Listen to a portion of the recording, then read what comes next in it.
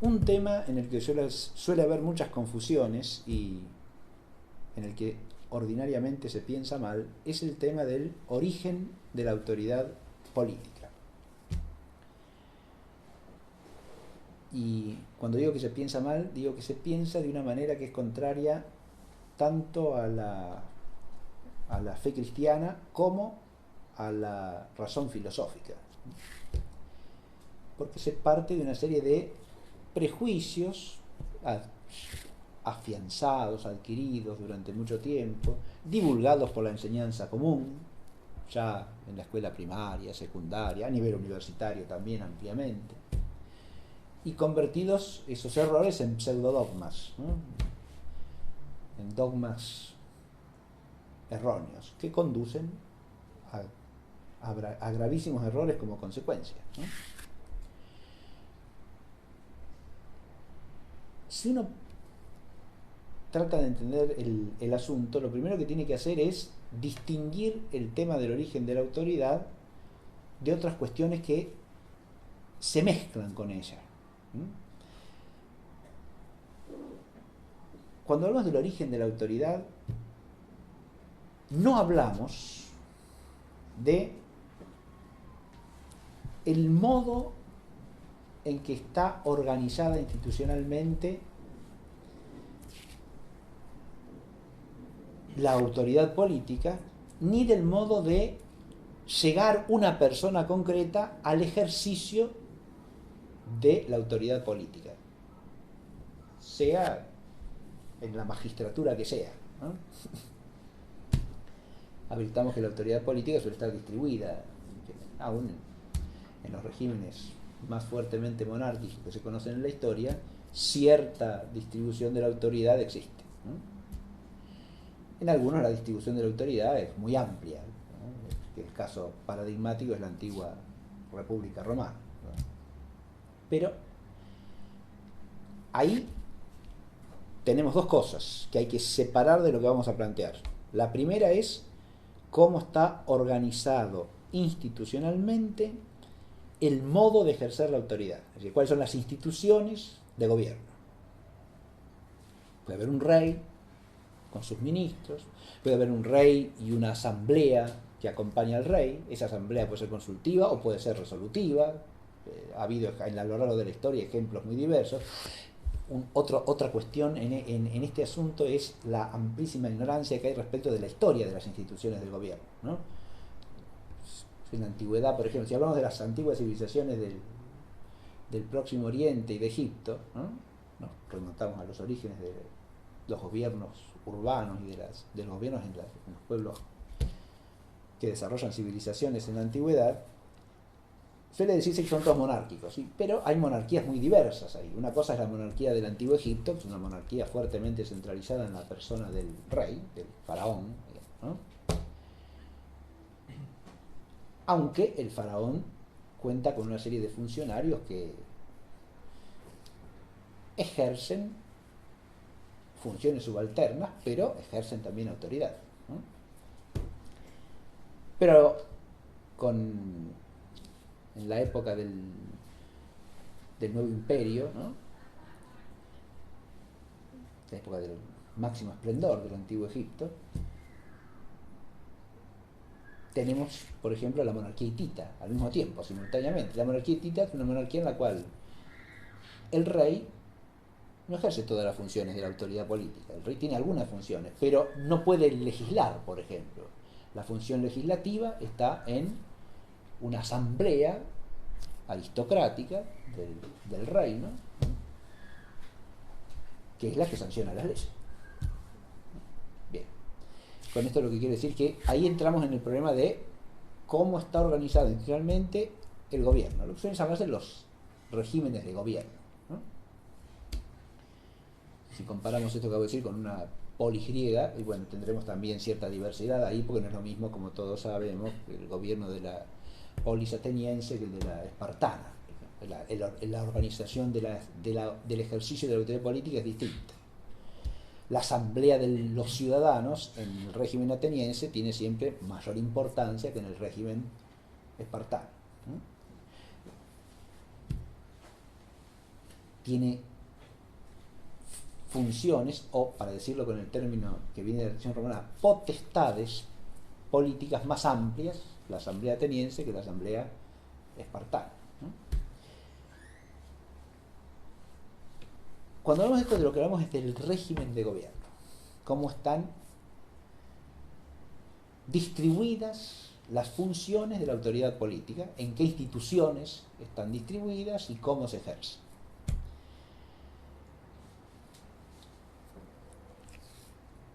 El origen y desarrollo de estas instituciones es obviamente una cuestión que surge de la experiencia de cada pueblo, de la razón humana, ¿no? Y podríamos decir hasta cierto punto de la idiosincrasia de cada pueblo, ¿no? Cuando hablamos del origen de la autoridad, no hablamos de esto. O sea, no hablamos de la forma de organizar el ejercicio de la autoridad cada pueblo histórico. De lo otro que no hablamos es de cómo los que ejercen autoridad llegan a ocupar la función. No estamos hablando de eso. ¿Está claro? Tenemos un monarca cualquiera, un rey, en la antigüedad o en épocas posteriores o en la actualidad, ¿no? Que sigue habiendo algunos reyes que en general de reyes tienen solo el nombre, ¿no? Pero lo que sí hay son presidentes que son verdaderos reyes, ¿sí? Verdaderos monarcas. El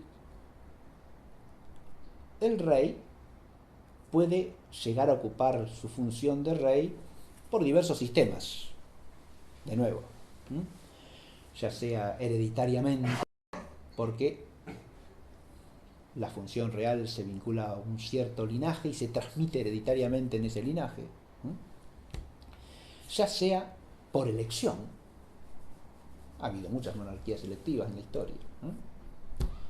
El principio electivo funciona ahí, a veces en combinación con el del linaje, porque se elige de entre ciertos linajes a uno para que sea el monarca, ¿no?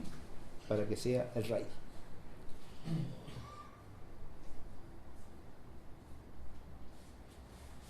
La manera de elegirlo, a su vez, puede variar. Cuando se elige a un funcionario de gobierno civil, cuando se elige a alguien que va a desempeñar autoridad política, se lo puede elegir por votación, se lo puede elegir, la votación puede ser a su vez de distinto tipo, porque quién es el colegio de votantes, eso varía también según las circunstancias históricas, según los tiempos, ¿no? Puede ser un colegio muy restringido, más amplio, amplísimo, eso varía enormemente. O puede ser por sorteo, como se hacía en muchos casos en la Atenas, ¿no? que se toma como modelo de democracia en la antigüedad clásica, ¿verdad? Había magistraturas que se ocupaban por sorteo. Se sorteaban simplemente. Es otra manera de designar al que va a ejercer la función. De entre el conjunto de ciudadanos se hace el censo de los ciudadanos, se hace un sorteo y bueno, este año esta función le toca a fulanito. Bien. Esos son los modos institucionales de designar a las personas que en cierta sociedad van a ejercer la función de gobierno. Tampoco hablamos de eso. ¿De qué hablamos entonces? Hablamos del origen de la autoridad. En ninguno de esos dos casos se trata del origen de la autoridad. Adviértase que ahí, de los temas que hemos presentado, ninguno de ellos puede identificarse con la cuestión del origen de la autoridad. Pero eso es lo primero que hay que esforzarse por entender. La autoridad no es tener un oficio de gobierno. No es el hecho de estar puesto para ejercer actividad gubernativa. Eso no es la autoridad. Y en los dos temas que hemos presentado de entrada, de lo que se trata es precisamente de cómo está organizado el ejercicio de la autoridad. Y cómo está organizado el ejercicio de la autoridad no es el origen de la autoridad. O cómo se designa a las personas que ejercen esa autoridad. Eso tampoco es el origen de la autoridad, sino, en todo caso, el origen de cómo el que ocupa cierto cargo ha llegado al cargo. Para que se entienda esto voy a poner una analogía, una comparación. Si uno habla de la autoridad paterna en la sociedad familiar, una cosa es pensar cómo fulanito llega a ser padre. Claro, contrae matrimonio con cierta mujer, ¿no? Y llega a ser padre. Eso no es el origen de su autoridad paterna. Ese es el proceso fáctico por el cual llega a ser padre. Pero en cuanto es padre tiene una autoridad que es propia de su condición de padre.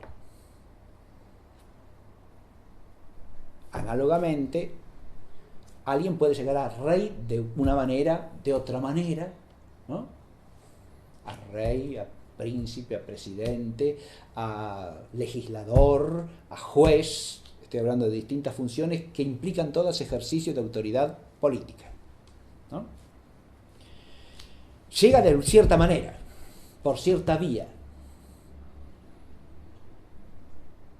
Esas vías podrán ser más o menos conformes al orden de lo que es justo, más o menos conformes al orden moral, etc. ¿Está claro? Pero una cosa es cómo se llega a ocupar cierta posición de autoridad y otra cosa es de dónde procede la autoridad misma. Hecho este preliminar, ahora vamos a tratar de explicar positivamente el asunto. Es decir, hasta aquí he descartado lo que no hay que confundir con el tema del origen de la autoridad. Pero para entenderlo positivamente hay que pensar por ciertos conceptos de autoridad. Es decir, ¿qué es la autoridad?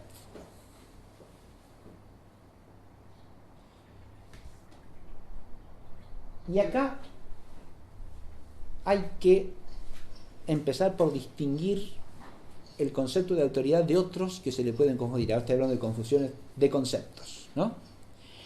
Autoridad no es poder y autoridad no es potestad. Empecemos por ahí. Que alguien ejerza poder no significa que tenga autoridad. Eso es obvio. Claro. Un ladrón irrumpe en una casa armado y ejerce poder sobre el dueño de la casa. Lo roba, lo lastima. Ha ejercido poder, ciertamente, pero no tiene autoridad alguna. El poder es simplemente la capacidad física o psíquica o moral de realizar cierta acción. Punto.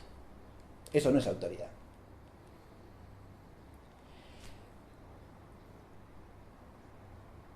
El concepto de autoridad es un concepto de carácter primariamente jurídico y moral, no fáctico como el de poder. El concepto de autoridad implica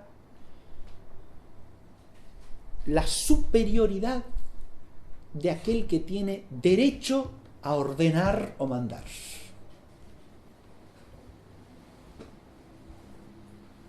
¿Cómo es eso?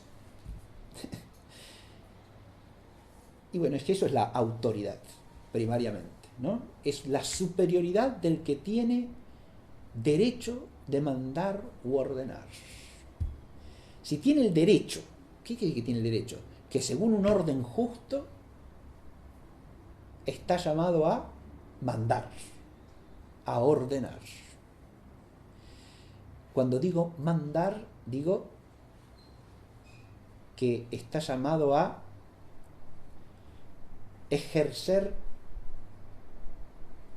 imperio sobre otros, sobre otras personas, lo cual ya presupone que autoridad nos remite como a noción previa a la noción de sociedad, ¿no?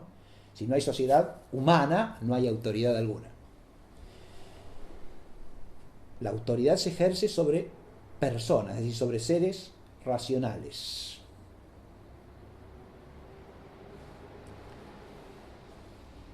De nuevo aquí puede haber toda una gama amplísima de confusiones, ¿no? De confundir la autoridad política, por ejemplo, con el liderazgo del mono que está al frente de un grupo de monos. Eso, hay una diferencia esencial que solamente una mentalidad materialista puede pasar por alto, ¿no? La sociedad humana es entre personas e implica la naturaleza racional y la moralidad de las relaciones entre las personas. Por eso dije que el concepto de autoridad es un concepto de orden moral y jurídico. Tiene que ver ¿con qué?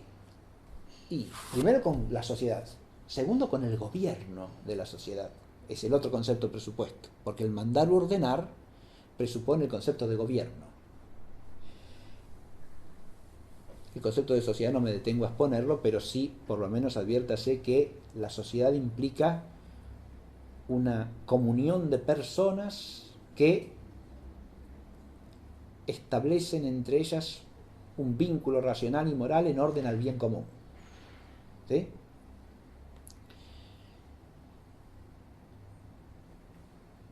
Pero para que una sociedad pueda dirigirse ordenadamente al bien común, hace falta el gobierno racional.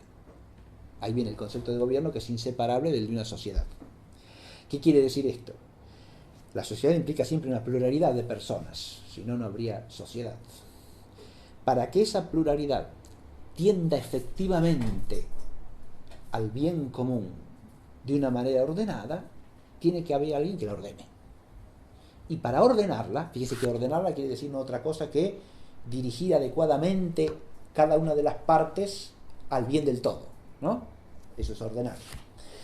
Para que haya alguien que ordene eficazmente en relaciones entre personas, tiene que haber alguien que tenga el derecho de mandar. Esto es lo que estamos diciendo, ¿no?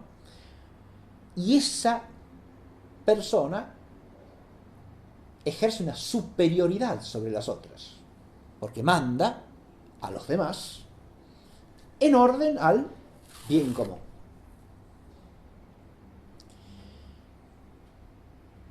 Ejerce cierto imperio sobre los otros en orden al bien común.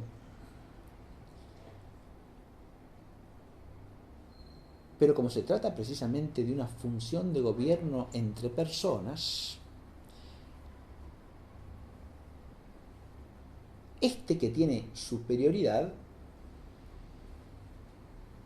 está establecido como superior en cuanto tiene el derecho de ordenar y de mandar para ordenar, ¿no? En el concepto de ordenar podríamos decir las dos cosas al mismo tiempo. Uso esa expresión más bien redundante para ser más claro, ¿no?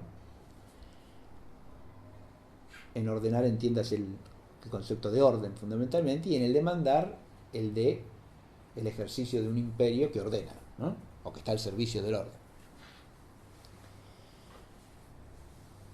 Pero el gobierno es una necesidad de la naturaleza racional, ¿no? Y la autoridad podemos decir que es una necesidad de la naturaleza racional y moral de las personas que forman la sociedad.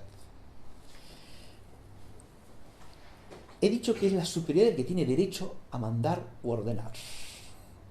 Ahora bien, si nosotros pensamos en una sociedad de seres humanos,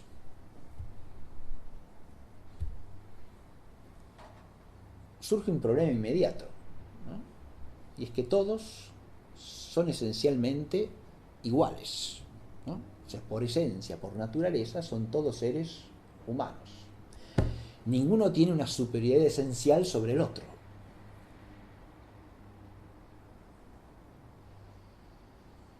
Entonces, ¿en quién está la superioridad esencial que da derecho a mandar y ordenar.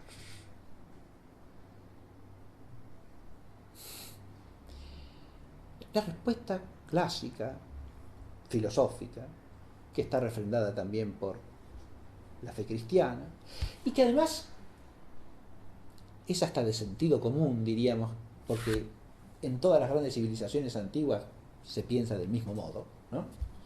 Es que esa superioridad está principalmente en la divinidad.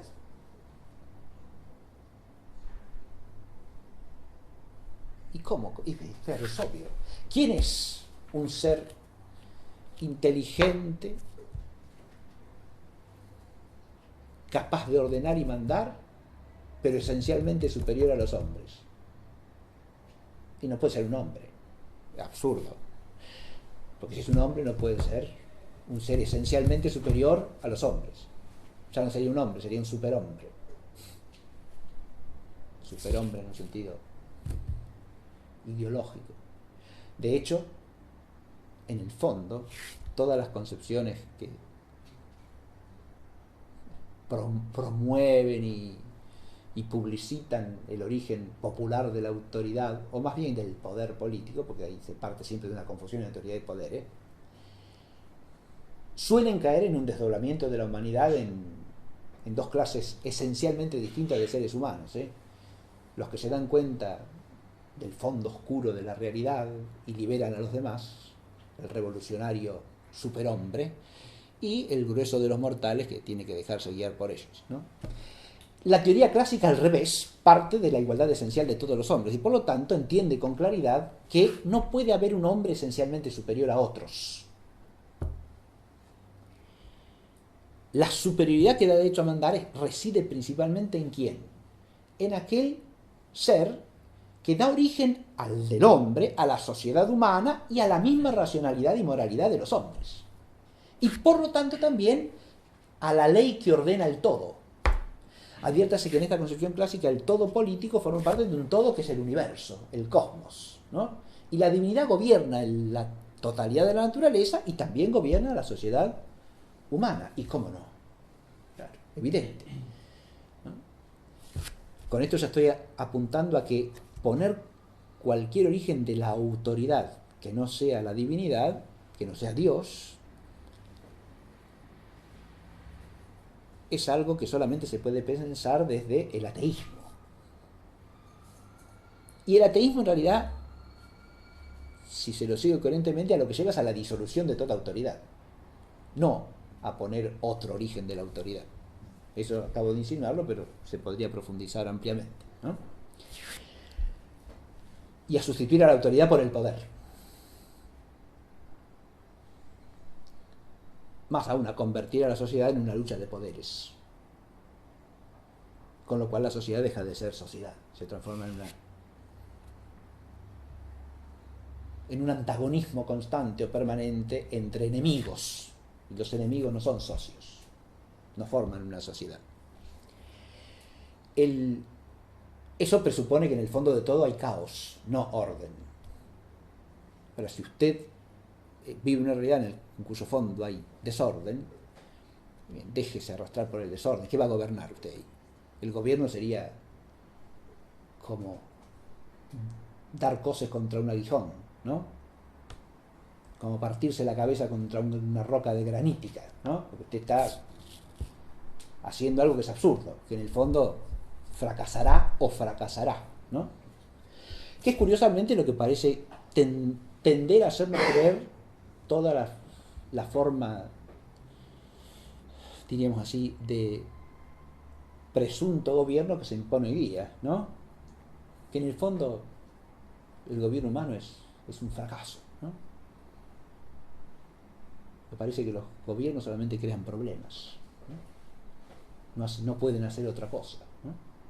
De donde viene la desesperanza, la angustia, ¿no? Y de eso lo que deriva es la oscuridad mental y moral y la facilidad para ser manipulado por quien sabe qué poderes, ¿no? Porque total, cada uno hace en el fondo lo que quiere y lo que puede en un contexto en el cual el orden de lo justo es imposible, el gobierno es un fraude, etcétera, etcétera. Bien. Pero volvamos a la doctrina clásica del origen de la autoridad. El origen de la autoridad no puede estar sino en Dios. Dije la divinidad porque también hago alusión a que los pueblos antiguos pensaban así, ¿no? Aun cuando tuviesen cierto politeísmo, ¿no? Aunque los politeísmos históricos reales son relativos, diríamos, ¿no? Porque siempre se reconoce alguna divinidad superior, suprema, principal, ¿no? Que a su vez ordena todo lo demás, ¿no? A todos los dioses inferiores, ¿no? Así es en Sumer, así es en Babilonia, así es en Egipto, así es en la antigua Grecia, en Roma, con Matilde, entre los aztecas, ¿no? Todo el origen, entre los incas, lo mismo, el origen de la autoridad está siempre en la divinidad. ¿Por qué? Y porque la superioridad para gobernar y ordenar el mundo humano está en la divinidad, no está en el hombre. Esto implica una mente que reconoce lo que trasciende al hombre. Pero si no se reconoce lo que trasciende al hombre, ¿cómo puede hablarse de ordenar al hombre? Cuando una cosa se ordena, es porque hay un fin que la trasciende al que tiene que tender. Si uno no tiene nada que ordenar. Si usted no tiene un fin, y un fin último, es decir, un bien al que dirigirse, que sea un bien supremo, ¿cómo ordena cada bien particular? Si el hombre no reconoce una realidad que lo trasciende, y adviértase que el bien común meramente humano no trasciende al hombre. El bien común meramente humano y meramente temporal es humano. Por eso no basta para la sociedad humana eso, ni puede ser el fin de una sociedad humana. Es en todo caso un medio para atender al bien supremo que trasciende al hombre. Si no, el hombre no tendría fin. Si no hay una realidad, el fin en filosofía se dice que es una causa extrínseca. ¿Qué quiere decir eso?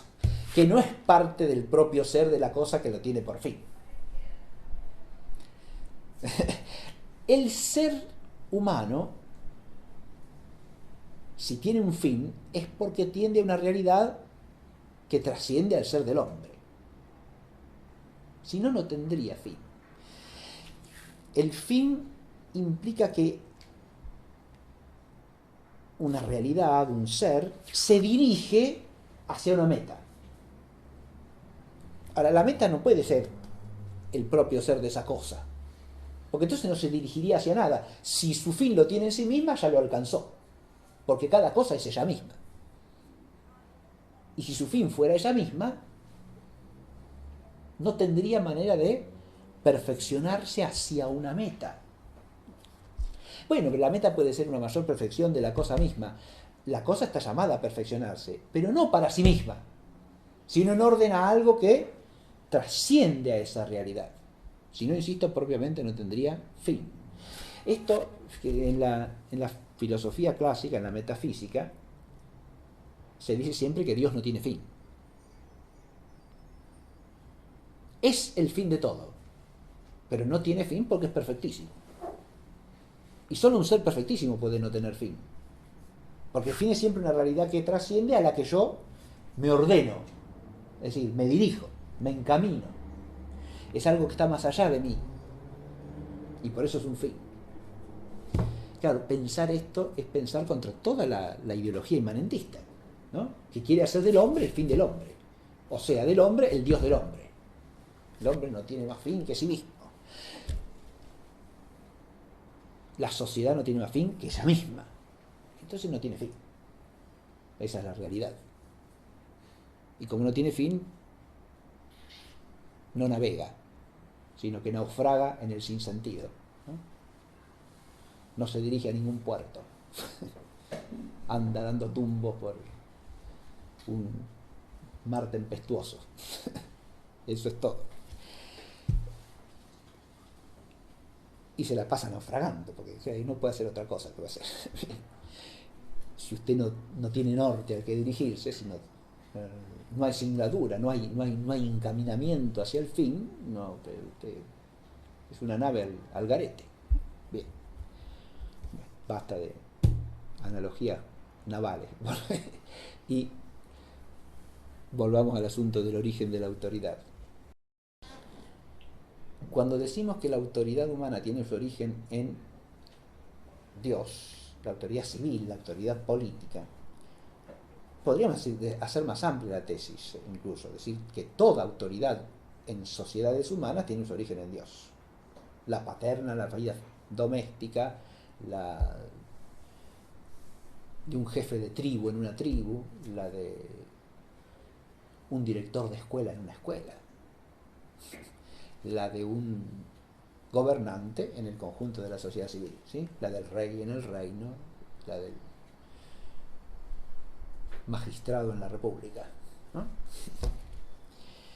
He usado república en un sentido no clásico ahí, pero se entiende lo que quiero decir. Un gobierno no de tipo monárquico, como el de la libre república romana. Bien. La autoridad del cónsul en la república, por ejemplo, ¿no? También tiene un origen divino. Bien, esto en la antigüedad romana no se le ocurría discutirlo a nadie, esto que estoy diciendo. Es decir, a los magistrados de la República Romana no se les pasaba por la cabeza no pensar que su autoridad tuviese fundamento en la divinidad, ¿no? Es así. Estudiado históricamente el asunto no ofrece lugar a duda alguna, ¿sí? Los romanos eran gente piadosísima, ¿no? Y la primera obligación del ciudadano era el culto cívico. La segunda era la milicia, la tercera era la participación en la vida política. Pero la primera de todas las obligaciones del ciudadano romano era participar en el culto público, porque como dice Cicerón, el fundamento de todo el orden legal y por lo tanto de todas las leyes son las leyes del culto. ¿Y por qué es eso? Y bueno, porque todo el orden depende de la divinidad. El orden de lo justo también. En la mente romana antigua el orden de lo justo forma parte de un orden más amplio que es el orden de lo fasto, es decir, de lo que complace a la divinidad, ¿no? Y entre eso que complace a la divinidad está lo que es justo, ¿no? La autoridad existe ¿para qué? Para que entre los hombres exista, se desarrolle, se consolide y se incremente el orden de lo que es justo. Pero como ese orden depende primeramente de la divinidad, el que como ser humano coopera en eso, atiéndase que la autoridad humana es cooperante, ¿no?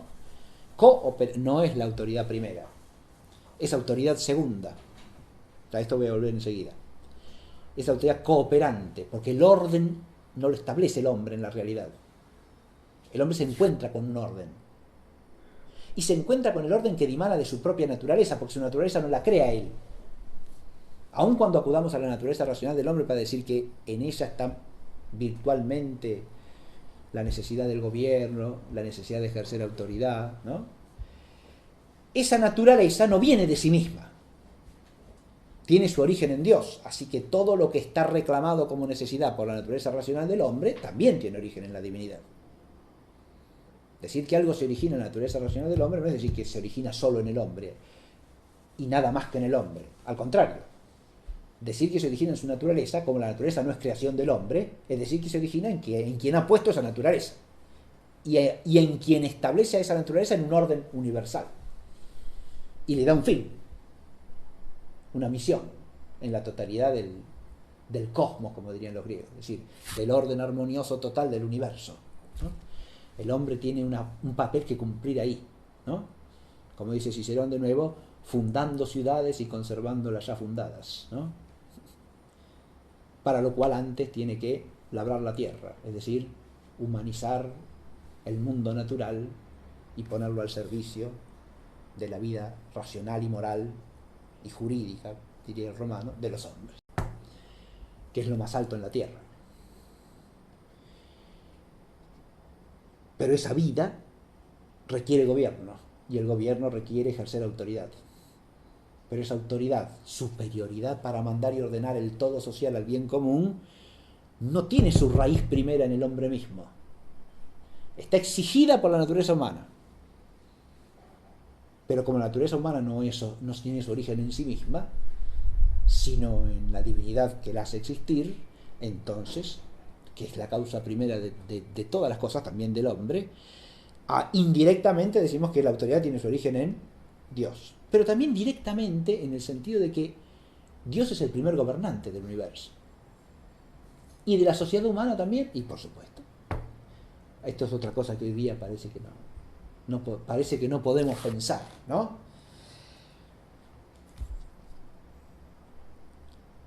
Alguien que piensa ateísticamente es obvio que no lo puede pensar, ¿no?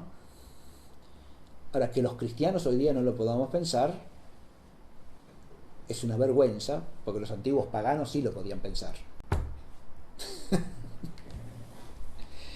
Entonces, parece que pensamos menos teística y piadosamente que los paganos, ¿no? Y de hecho en muchos casos es así, lamentablemente. Porque hemos perdido el sentido, primero, de lo trascendente, y segundo, del influjo de la divinidad en la realidad, ¿no?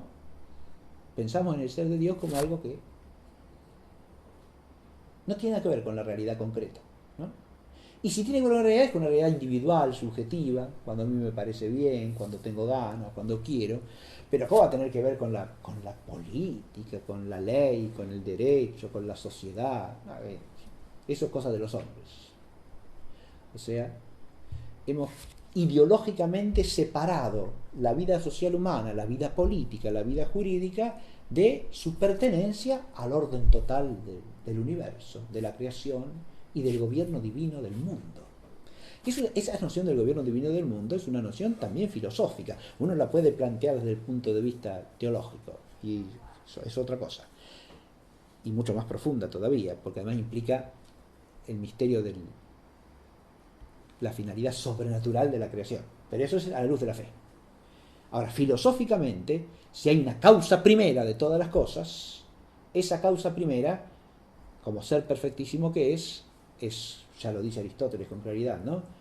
No solo acto puro, sino un acto puro de vivir. ¿Con qué clase de vida? Y vida espiritual, o sea, vida inteligente, o sea, que es inteligencia. Y si es inteligencia, sabiduría suprema, reside en ese ser, que es la sabiduría suprema, la autoridad suprema.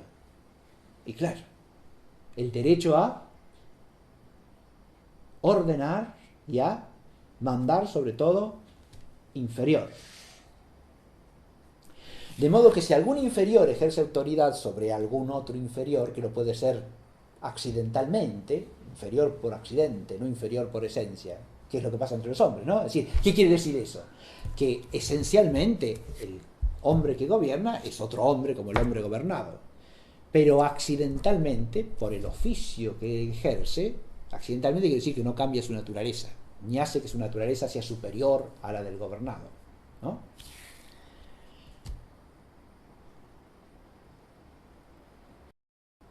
Accidentalmente tiene una superioridad que es ese derecho a mandar y ordenar.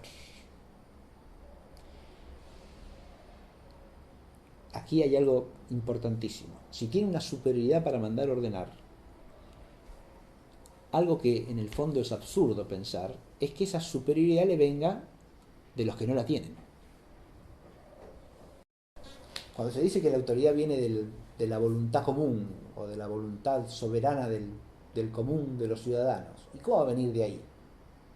Eso significa que el común de los ciudadanos tiene superioridad para mandar al común de los ciudadanos. Absurdo. Es decir, que A es superior a A. No, señor, no puede ser eso. Lo que no tiene el común de los ciudadanos es superioridad para mandar. Es lo que no tiene.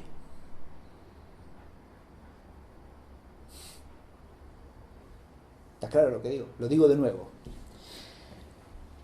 Si uno dice que el origen de la autoridad está en la multitud del pueblo, ¿no? Yo dije el común de los ciudadanos para ser un poco más riguroso. Está en el común de la gente, en todos los que forman la sociedad, indiferenciadamente encima, ¿no? Todos los individuos, todos los que serán todos los posibles votantes, quién sabe. ¿Sí? Ahí estamos confundiendo la manera de designar a alguien para ejercer cierto oficio de autoridad con el origen de la autoridad. Por eso empecé por allí, ¿no? ¿Todos los votantes o todos los hombres? ¿Quién sabe? ¿Qué sé yo? Todos los hombres. Los niños, las mujeres, los varones, todos indiscriminadamente, los que pertenecen a una condición social, a otra, todos son el origen de la autoridad, la multitud, la masa de la población, ¿no? Ahora bien, cuando uno habla del origen de algo, ¿de qué está hablando? Habla de lo que lo causa, ¿no? Para hacer un término más propiamente filosófico. Hay un principio fácil de entender, precisamente porque es un principio muy elemental, que dice que ninguna cosa puede causar una perfección que no esté en ella.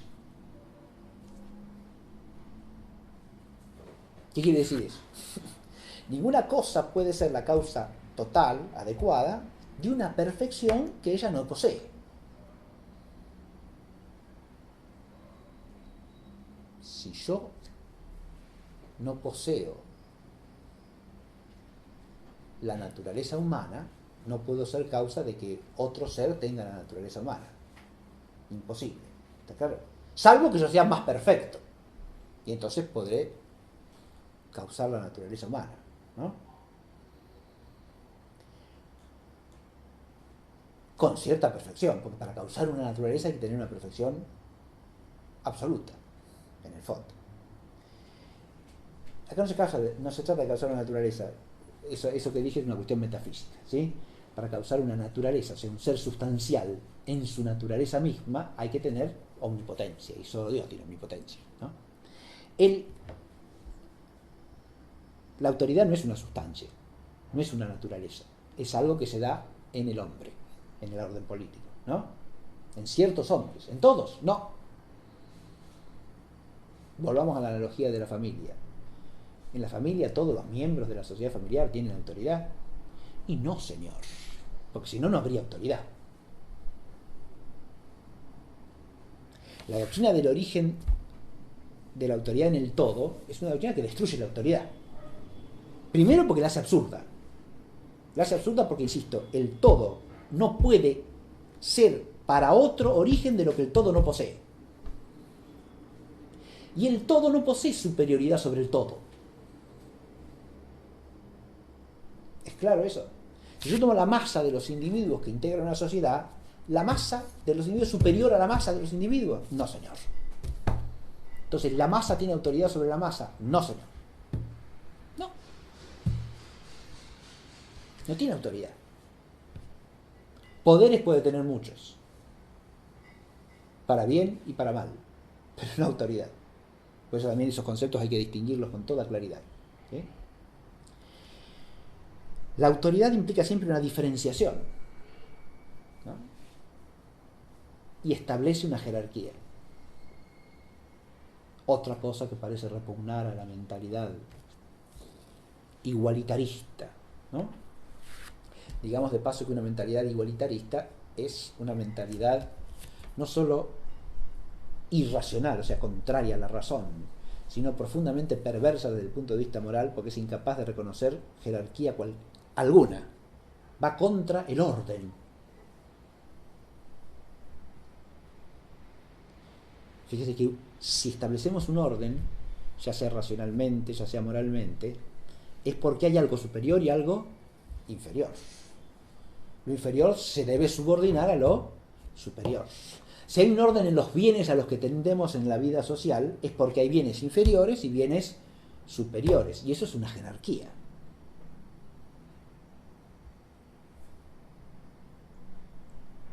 la pretensión del igualitarismo total es absurda.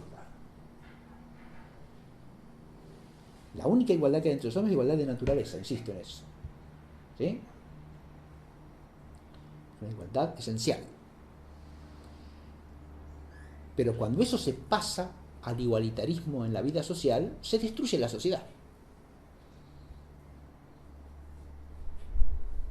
Vuelvo a la familia. Si en la familia el hijo no está subordinado a la autoridad paterna, no puede haber vida familiar.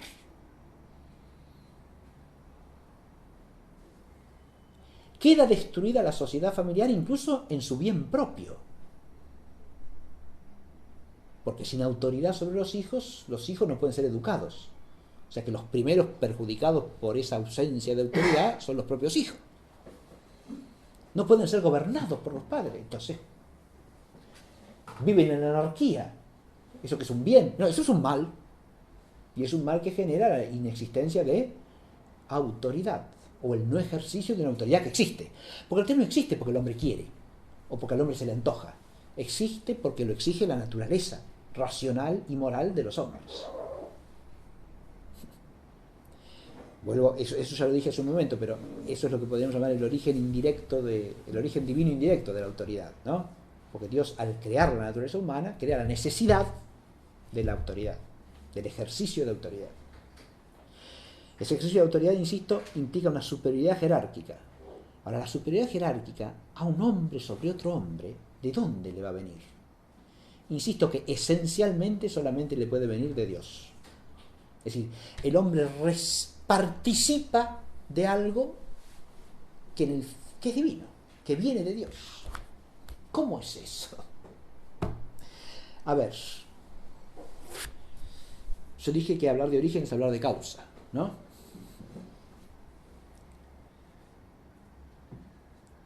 ¿Qué tipo de causa es Dios respecto de la autoridad humana? ¿Qué tipo de causa es? Primero que nada es la causa eficiente, la que la hace existir. ¿Qué queremos decir con esto? Si existe autoridad de un hombre sobre otro hombre, es porque Dios hace existir la naturaleza racional humana, hace existir la necesidad de un orden de las partes de la sociedad del bien común, y hace existir la necesidad de que haya uno que mande. ¿Está claro? Y que otros reconozcan la superioridad del que manda. Eso lo exige la naturaleza racional. Ahora, hagamos un razonamiento elemental. Todo lo que exige la naturaleza racional del hombre, esencialmente,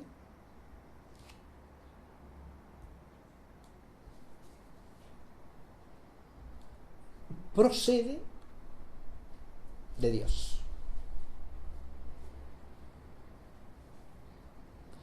El ejercicio de la autoridad, o la autoridad misma, es algo que existe en el hombre como una exigencia esencial de su naturaleza. Por lo tanto, esa autoridad viene de Dios. ¿Está claro? Como causa eficiente, al ser causa eficiente de la naturaleza humana, como naturaleza racional y moral, necesitada de alguien que ordene y mande para el bien común en la vida social. E insisto, de otros que, así como viene de Dios la autoridad, viene de Dios también el ser súbdito de la autoridad. ¿Está claro? El estar sujeto a autoridad. Por eso toda la doctrina moral clásica dice que obedecer a la autoridad es algo que es una exigencia de la conciencia moral, porque es una ley natural.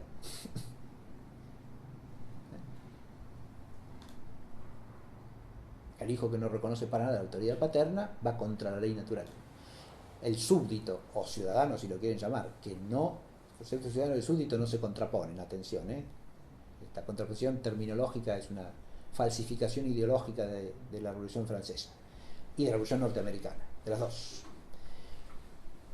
que en su antimonarquismo tienden al desconocimiento de que la autoridad política procede de Dios, porque ellos niegan no cualquier monarquía, sino una monarquía cristiana, que es el arquetipo de una autoridad política subordinada a la autoridad divina. ¿Está claro? Esa concepción se cierra sobre el hombre, tratando de exaltar al hombre por encima de todo y contra la divinidad, ¿no? Y por eso contrapone a veces de manera furibunda, diría yo, el término ciudadano al término súbdito, como si súbdito fuese humillante, ¿no? Que el súbdito es un esclavo miserable que vive manejado por el tirano que es el rey, ¿no? El rey absoluto que lo explota, lo aplasta, lo tritura. Bien.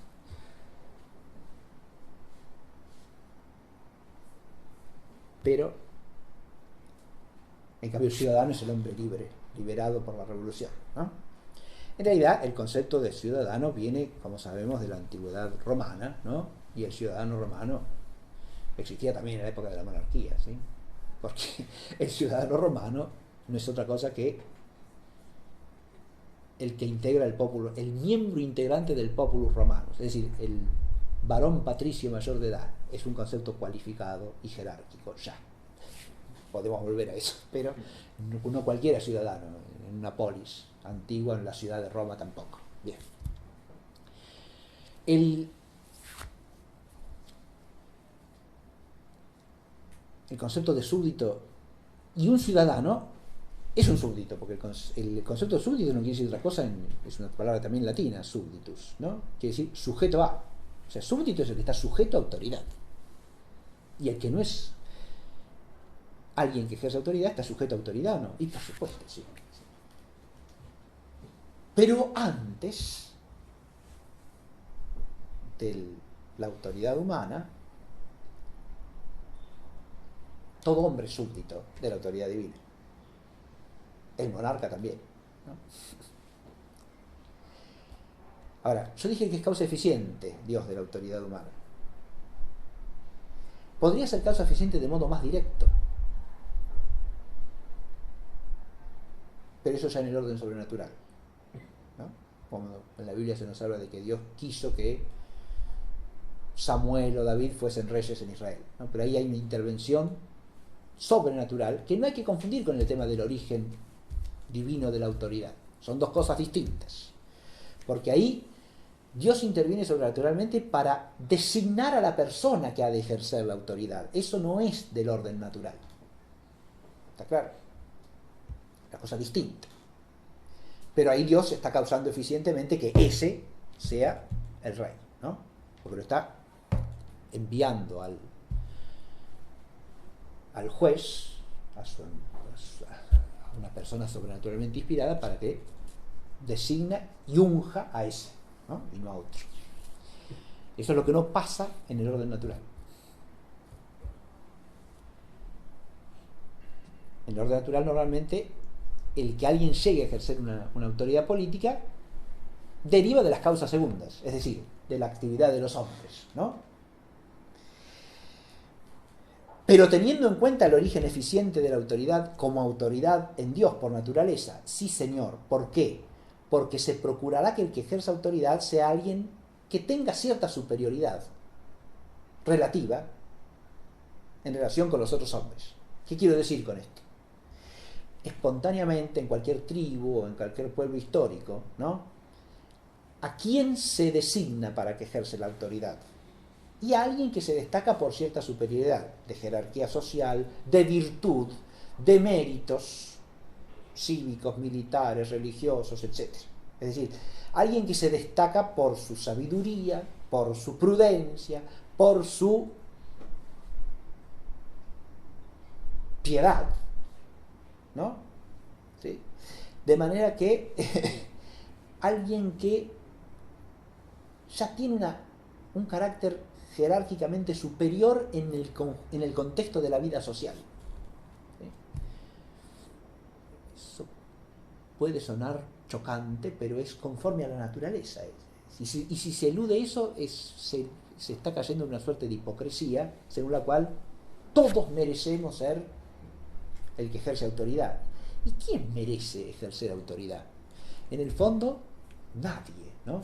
Más aún, para un hombre individualmente considerado, el ejercicio de la autoridad política es hasta temerario, ¿no? Porque es algo que sobrepasa el alcance de las fuerzas humanas en gran medida, precisamente porque es oficio divino, ¿no? Y como es oficio divino, esto también se da en todas las culturas antiguas, todas las civilizaciones antiguas, se pide especialmente que Dios proteja al que ejerce autoridad, que lo inspire, que de alguna manera lo sostenga para que pueda realizar una actividad que lo supera. Si se pierde de vista eso, la desmesura o la desproporción que hay entre el oficio y la naturaleza del hombre, ya se pierde de vista el origen divino también de esa autoridad que va a ejercer, ¿no? Por eso también en la causalidad eficiente operativa, no ya entitativa, sino operativa, Dios no solo causa eficientemente la autoridad por la naturaleza humana que la exige, sino también por las virtudes que ponen algunos miembros de la sociedad para que se destaquen como el que tiene la capacidad para ordenar y mandar. ¿Se entiende? Pero cuando digo virtudes, podemos decir también las cualidades o las características que tiene, ¿no? Entre las cuales hasta se podría incluir, lo cual se da en muchísimos pueblos, ¿no? El que pertenezca a cierto linaje o a cierta familia, por de ahí la idea del carácter hereditario, ¿no? De la autoridad. ¿Por qué eso? Primero porque en toda sociedad, la sociedad ya es un todo estructurado jerárquicamente, ¿no? Y por eso en cualquier tribu, en cualquier aldea, estoy hablando de agrupaciones sociales elementales, ¿no? Hay cierta jerarquía y hay ciertas familias que por el servicio que han hecho al todo, a la comunidad, se destacan como los que tienen cierta primacía. Adviértase que hay una analogía también con la familia, ¿no? Los padres tienen autoridad naturalmente, ¿no? Porque son los que generan la vida, ¿no? Son los que procrean al generar la vida y están llamados a educar, ¿no? Entonces tienen superioridad sobre quiénes, sobre los hijos. Es claro eso, ¿verdad? Por lo menos clásicamente es claro. Hoy día ya no sé si es tan claro. Bien. Si hablamos del origen divino de la autoridad paternal, quizá también se produzcan escándalos semejantes al origen divino de la autoridad política. Si decimos que Dios causa eficientemente la autoridad, la causa, dije, en el orden entitativo y también en el operativo, lo cual tiene que ver con una serie de cosas. Yo dije lo del linaje, ¿a qué se refiere? A que así como los padres originan la vida en la familia, en toda tribu, en toda sociedad, en sus orígenes, hay un conjunto de personas o de familias que se destacan porque son los fundadores, ¿no? Es el concepto que tienen los antiguos romanos de los padres fundadores. Patricio, fíjese, viene de la misma raíz que padre, ¿no? Porque son los padres de Roma, ¿no? Así como cada familia tiene su padre, los patricios son los padres de Roma. Tienen en ese aspecto una superioridad sobre los otros que naturalmente y espontáneamente se les reconoce. Y por eso son los que se destacan para elegir entre ellos a quien ejerce autoridad. Es natural eso, ¿no?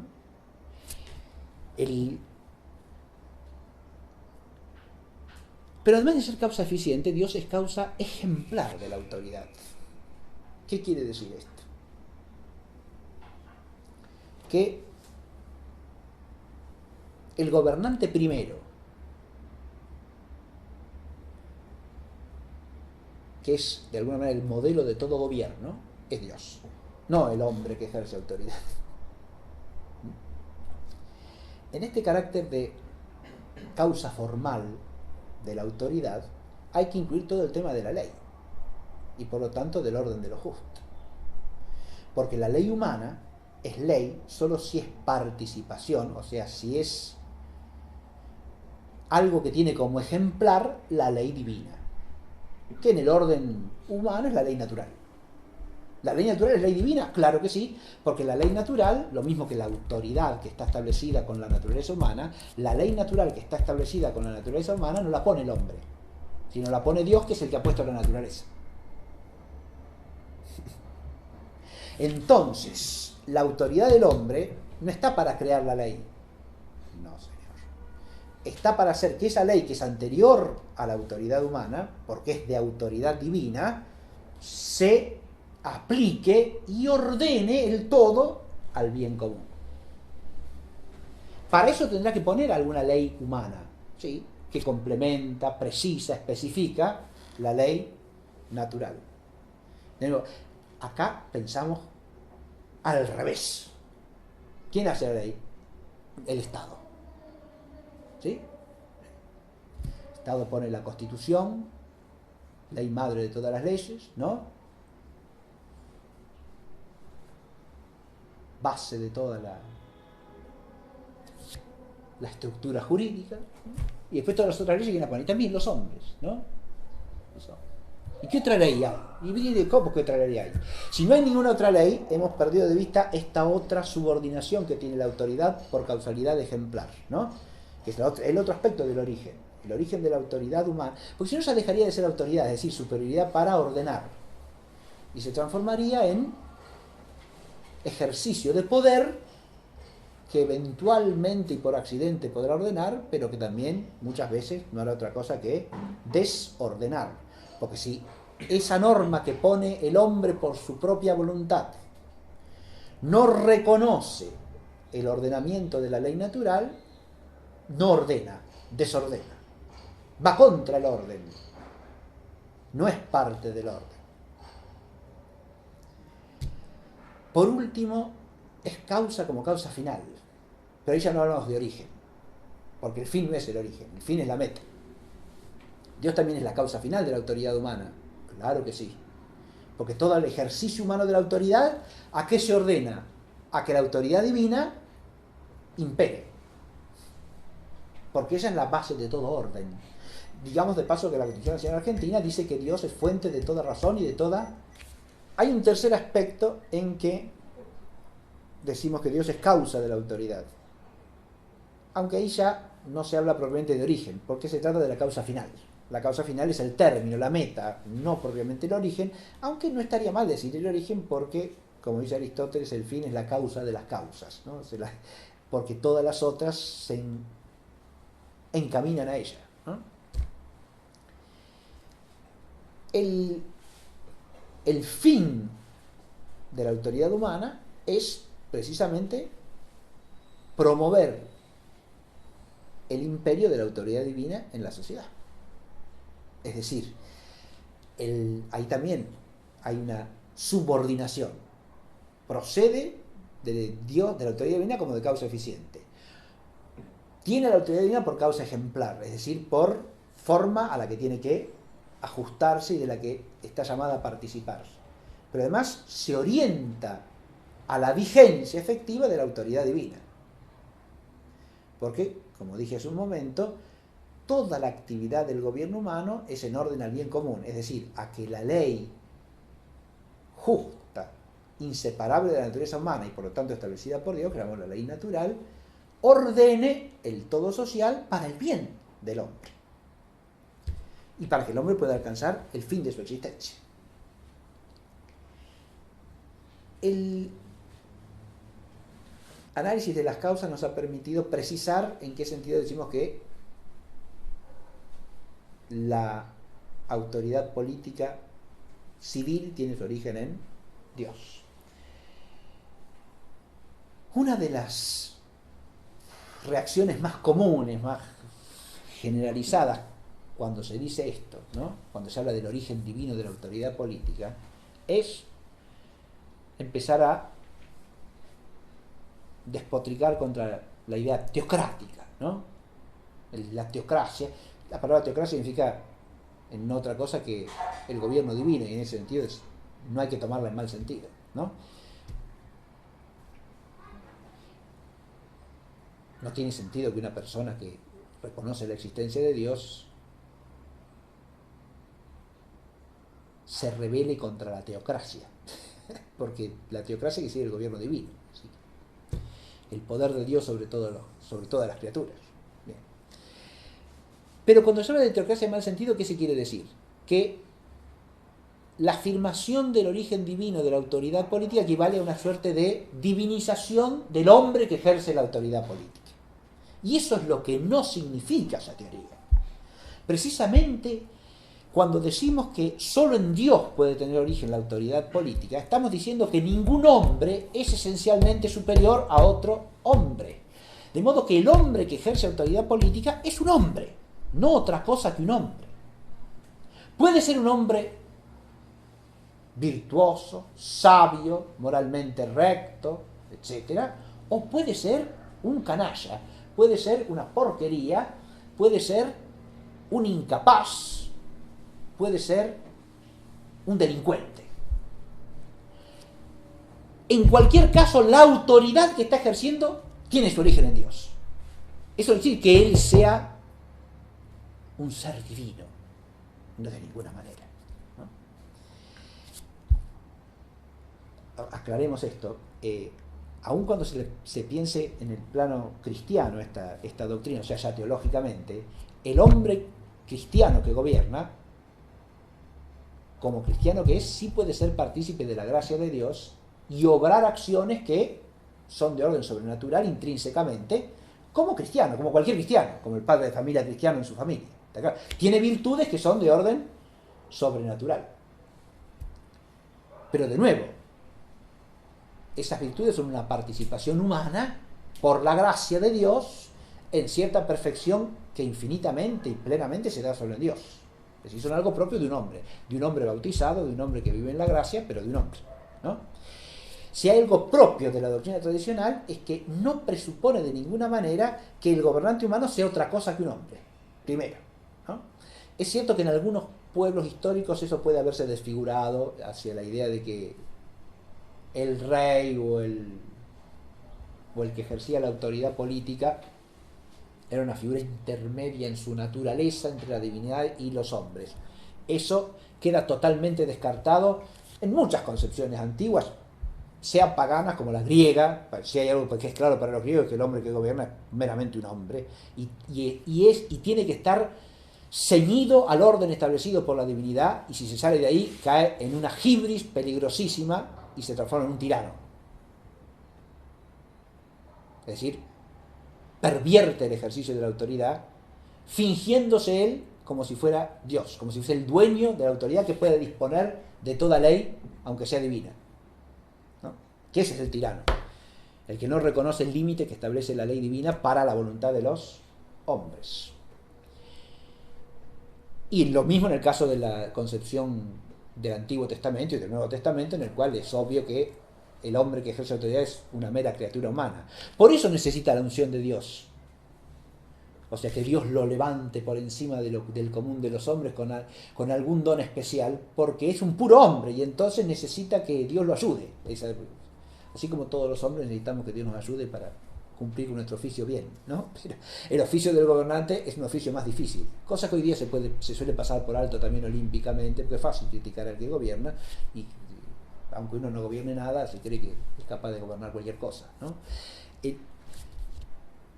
Esto es otra cosa, esto es una humildad, digamos, que tiene que tener en cuenta el súbdito en relación con el gobernante. Realmente tiene que ser humilde para reconocer los límites de su autoridad humana, que tiene un origen divino, pero es autoridad humana. Y el súbdito tiene que ser humilde para reconocer la dificultad que tiene la autoridad humana, ¿no? Para ser ejercida bien. Y también pensar si ejerce bien su función de súbdito, ¿no? Que también es difícil, porque el súbdito tiene que saber obedecer todo lo que mande de justo el gobernante y resistir lo que mande de injusto, porque eso también es del orden natural del ejercicio de la autoridad, ¿no? El gobernante y el gobernado tienen su papel que cumplir, su función, que es de orden moral y según el orden de lo justo, ¿no? Otra cosa que se suele pensar es que si uno dice que la autoridad política tiene un origen divino, la está absolutizando. Nada más lejano de la verdad. Porque la doctrina del origen divino de la autoridad política hace dos cosas. Primero, le pone un fundamento sólido a la autoridad política, tanto racional como moral. O sea, que uno entiende por qué hay alguien que tiene que ejercer autoridad y entiende por qué hay que respetar la autoridad. Cosa que en las otras doctrinas tiende a perderse y a extinguirse. Porque si la autoridad, el que la está ejerciendo, es algo que le he dado yo, esa idea de que es un mandatario, yo le mandé que sea autoridad para mí, es suprimir el fundamento de la autoridad. ¿Qué solidez tiene una autoridad que depende de mí? Si el que ejerce la autoridad es nada más que un mandatario, que ejerce un mandato que yo le doy, es un subordinado. ¿Cómo me va a mandar? Yo lo mando a él. Eso suprime la autoridad. Le quita todo fundamento y solidez a la autoridad política. Pero al mismo tiempo que le da fundamento sólido, le pone límite. Porque el hombre que ejerce autoridad no tiene autoridad para cualquier cosa. No está por encima de todo ser. No es el gobernante supremo. Cuando se piensa desde el origen humano de la autoridad, en la masa del pueblo, en la voluntad popular, en lo que sea, la autoridad humana, como humana, no tiene límite, porque tiene su origen en sí misma. No reconoce nada superior. ¿Quién la limita por encima? Nada. Nada de nada. De modo que el gobernante puede hacer y deshacer la ley a su antojo. Basta con que tenga una mayoría suficiente de votos. Y hace y deshace las leyes como si no hubiese un orden que respetara anterior a su propia voluntad. Esa es la absolutización de la autoridad política. Eso es lo que sucede en la Revolución Francesa. Eso es lo que sucede en todos los sistemas consecuentes a los principios de la Revolución Francesa, que al separar la autoridad de los hombres de todo límite, los reyes de Francia de la Revolución tenían una autoridad mucho más limitada que los revolucionarios. Mucho más limitada, ¿no? Estaba enmarcada por la ley natural, que es ley divina, por la ley revelada, que es ley divina, por la autoridad eclesiástica, que es otra autoridad que hay que respetar y que no es la civil. Toda una serie de cosas que la revolución hace estallar por los aires. Como dicen muy bien los propagandistas del ateísmo, el hombre se empodera de la sociedad, ocupa el lugar que ideológicamente se le atribuye a Dios. Ahora, lo que hay que decir es exactamente lo contrario, ¿no? Que el hombre ideológicamente, de una manera falsa, se autoatribuye la potestad divina y la autoridad divina de regularlo y regirlo todo, nada más que según la razón y la voluntad humanas, sin tener en cuenta ni la sabiduría divina ni la voluntad divina expresada en la naturaleza, ¿no? La doctrina del origen divino de la autoridad política le pone límite a la autoridad política. Esto es algo que hay que entender con claridad, ¿no? A este respecto yo suelo recordarles a los alumnos la lección que encierra la Antígona de Sófocles, la tragedia de la Grecia clásica, ¿no? Antígona se le planta al rey de Tebas, que es su tío, porque él ha mandado que los cadáveres de los que han muerto atacando la ciudad queden insepultos, y que cualquiera que ose enterrar a alguno de esos muertos es reo de muerte, o sea, pagará con su vida. Entre esos muertos está uno de sus sobrinos, o sea, hermano de Antígona, ¿no? Y Antígona se le planta porque le dice que él ha ido más allá de los límites de su autoridad, porque por encima de la voluntad de los hombres existen leyes imperecederas establecidas por el Dios inmortal, y que los parientes tienen que sepultar a sus parientes es una ley anterior a la sociedad política, a la autoridad política. Es una ley natural que ningún gobernante tiene derecho a pasar por alto. Nadie le puede quitar a la hermana la obligación de enterrar a su hermano, por adversario político que sea del rey de turno. ¿Se entiende? Entonces, ahí Creonte, según la perspectiva griega, cae en una desmesura, en una hibris, porque se sale de la medida humana. Pero esa concepción presupone que esa autoridad que él está ejerciendo tiene un origen en la divinidad, precisamente, y por eso tiene que enmarcarse su ejercicio en los límites que pone la ley divina a la voluntad de los hombres. No puede salirse de ahí. En realidad, el totalitarismo viene del desprecio del origen divino de la autoridad y del desprecio de los límites que la ley de Dios pone a la voluntad y a las normas que los hombres pueden establecer. El totalitarismo quiere decir que el Estado es todo, es la totalidad, o sea, el Estado es Dios. Y el totalitarismo no viene de la doctrina del origen divino de la autoridad. El totalitarismo viene de la negación del origen divino de la autoridad en la mentalidad inmanentista y divinizadora del hombre que podemos llamar iluminismo, ¿no? La mentalidad secularista que separa todo lo temporal de lo trascendente, ¿no? Pero al encerrarlo sobre sí mismo y absolutizarlo, cae en el orden político, en esa absolutización del poder del hombre para construir a su antojo la sociedad, ¿no? Que es el totalitarismo. Recapitulando esto último que hemos dicho, la doctrina del origen divino de la autoridad política le da fundamento sólido por un lado, independientemente de quién sea el hombre que la ejerza. Porque a la autoridad no la han de respetar los sujetos a ella, o sea, los súbditos, digamos, ¿no? Sí. No la han de respetar porque el que ejerce la autoridad les resulta simpático, es bueno, sino porque la autoridad tiene un fundamento trascendente, ¿no? Y eso obliga a respetarla en conciencia en cuanto a autoridad y a reconocerla como autoridad. El que la ejerce puede ser un energúmeno, ¿sí? San Pablo exhortaba a los cristianos a reconocer la autoridad del emperador y a respetarla, y el emperador era en ese momento Nerón. Claro, puede ser un Nerón, puede ser un Calígula, puede ser un personaje intelectualmente desequilibrado, moralmente execrable, pero no lo respetamos a él en su ignorancia, en su demencia o en sus vicios. Respetamos la autoridad que ejerce, ¿sí? Lo cual no quiere decir obedecer todos sus caprichos, tampoco, como ya aclaré, ¿no? Sino respetar la autoridad como principio de orden. Por un lado el fundamento y por otro el límite, que eso es importantísimo. Y ahí está también el discernimiento que tiene que tener el súbdito para ser un buen súbdito, ¿no? Los buenos súbditos se dan con buenos gobernantes, pero también los buenos gobernantes con buenos súbditos. Porque ahí hay una correlación, ¿no? Eso se puede analogar a toda familia, ¿sí? A toda sociedad, quise decir, ¿no?